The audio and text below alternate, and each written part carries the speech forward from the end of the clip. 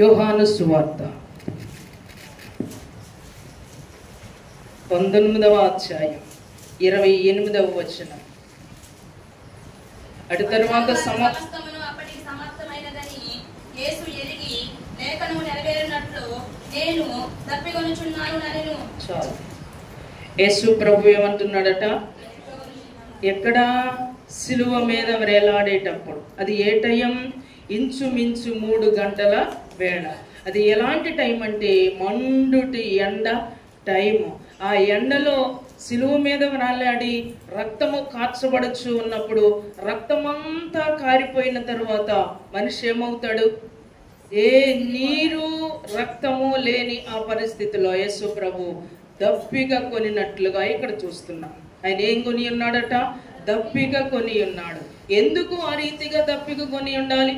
స్వార్థ ప్రకటిస్తున్న కాలంలో అనేక మంది దప్పిక తీర్చిన యేసయ్య ఈరోజు దప్పిక కొని ఉన్నాడు అంటే కారణం ఏంటి అంటే మానవాళి కొరకు ఆయన ఏం చేశాడు? రక్తమంతా కార్చాడు. ఆ పరిస్థితిలో యేసయ్య దాహమును అడుగుచూ ఉన్నట్లుగా వాక్యము తెలియచేయబడుచు ఉన్నది. ఇంకొకసారి ఆయన నేను దప్పిక కొనుచున్నాను అన్నాడు. ఎక్కడ ఆయన దప్పిక కొన్నాడంటే, ఎక్కడ దప్పిక కొన్నాడు? నాకు దాహమునకు నీళ్ళివ్వమని యోహాను సువార్త 4వ అధ్యాయములో సమరయ స్త్రీని ఆయన దాహానికి నీళ్లు అడిగాడట. ఎవరిని అడిగింది? దాహానికి నీళ్లు ఇవ్వమని ఆయన అడిగాడు కానీ ఆమె నీళ్లు ఇస్తే తాగాలి అనే ఉద్దేశం కాదు. కానీ యేసు ప్రభు దాహం ఏంటంటే మానవాళిని రక్షించాలి. 4వ అధ్యాయం యోహాను సువార్త 4:7.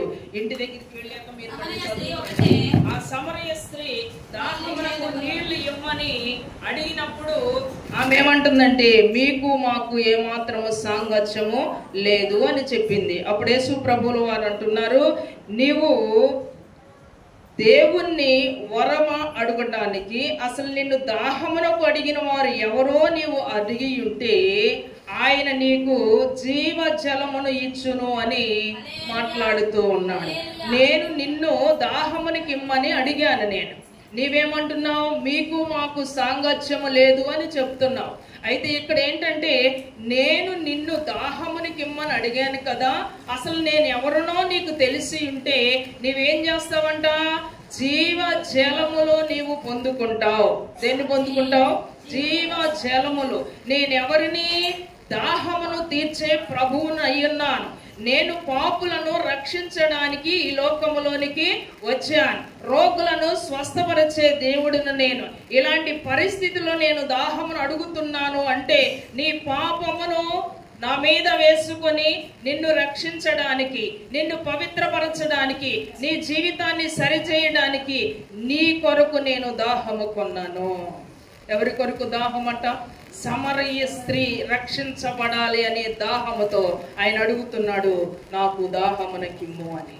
ఇప్పుడు సమరయ స్త్రీ మాట్లాడుతుంది, నిజంగా ఆ నీళ్లు మరలా నేను దప్పిక కొనకుండునట్లు నీవు నాకు అనుగ్రహించయ్యా అని అడుగుచూ ఉన్నదన్నమాట.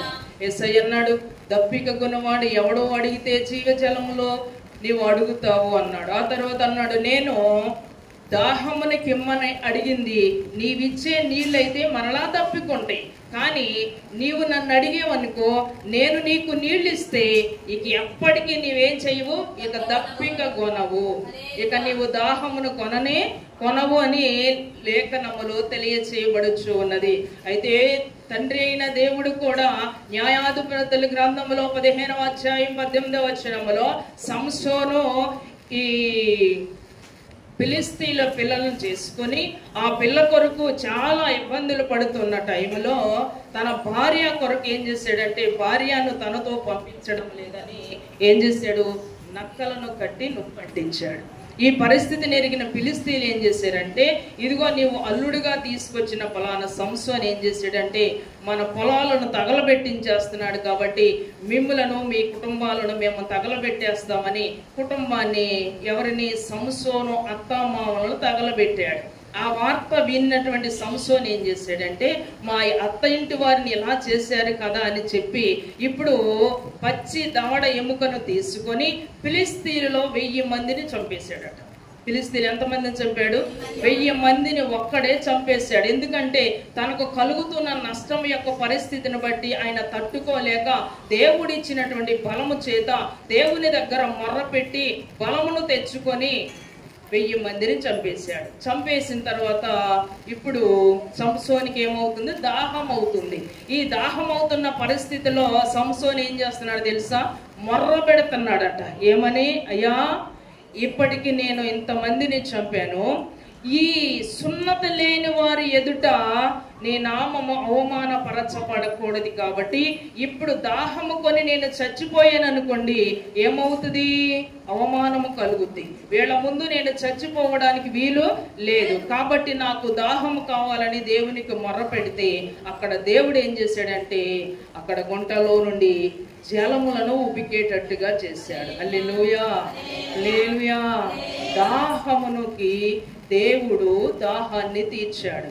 కానీ సిలువలో యేసయ్య దాహం అడిగితే కనీసము ఒక్కరికి కూడా జాలి లేక చేదు చిరకను అందించారట. దేన్ని అందించారు?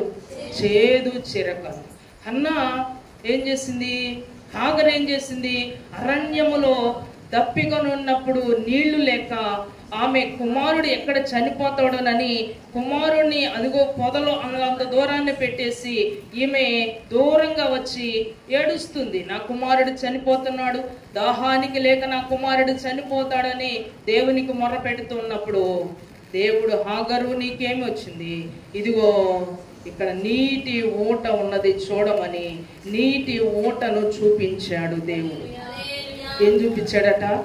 నీటి ఓటను చూపించాడు. అక్కడ అరణ్యములో హాగరు యొక్క కుమారుడు దప్పిక కొనుచున్నప్పుడు చనిపోకుండా నీటినిచ్చి బ్రతికించాడు.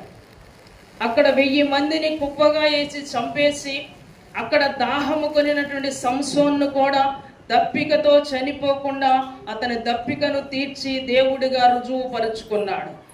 అలాగే సమరయ స్త్రీ కూడా పాపములో ఉండి పాపములో చనిపోవడం యేసయ్యకి ఇష్టము లేకుండా తన పాపము నుండి బ్రతికించి విమోచించి ఆమెకు కూడా దాహమునిచ్చి ఆమెను కూడా ఆయన ఏం చేశాడు? రక్షించాడు. ఆ పాపము నుండి రక్షించినటువంటి ఆ సమరయ స్త్రీ అనేకులను ఆ గ్రామములో ఉన్న వారిని అందరిని ఏం చేసింది? దేవుని వైపు త్రిప్పగలిగింది.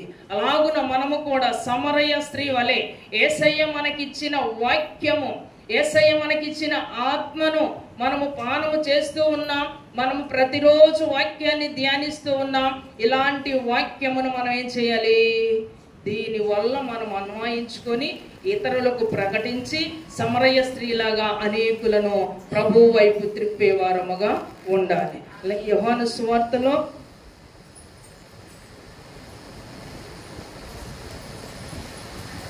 7వ అధ్యాయం 37వ వచనములో అంటే యేసు ప్రభు పిలిచి మాట్లాడుతున్నాడు. ఏమంటే, ఎవడైనను దప్పికి కొనిన ఎడల నా యొద్దకు వచ్చి దప్పిక తీర్చుకొనవలెను. నా యందు విశ్వాసముంచు వాడెవడో లేఖనము చెప్పినట్టు వాని కడుపులో నుండి జీవ జలములు పారునని బిగ్గరగా చెప్పాను.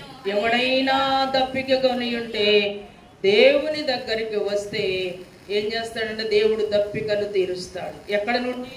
కడుపులో నుండి అట. ఎక్కడ నుండి వస్తాయంట? వాని కడుపులో నుండి జీవ జలములో ఊబికి పారునని లేఖనము తెలియచేయబడుచున్నది. దేవుని బిడ్డ, ఈ రాత్రి మన కడుపులో నుండి ఏమి రావాలి? జీవ జలములు రావాలి. అనుదినము మనము భుజిస్తున్న వాక్యం, ఈ వాక్యము మనము భుజించి ఆ జీవ జలాలను ఇతరులకు ప్రకటించాలి. విశ్వాసముంచిన వాడెవడో, నా యందు విశ్వాసముంచిన వాడెవడో విశ్వసించిన వాని కడుపులో నుండి ఏమొస్తాయట? జీవ జలములు వస్తాయని లేఖనము తెలియచేయబడుచు ఉన్నది. మనలో నుండి జీవ జలములు రావాలని దేవుని వాక్యము ద్వారా తెలియచేయబడుచు ఉన్నది.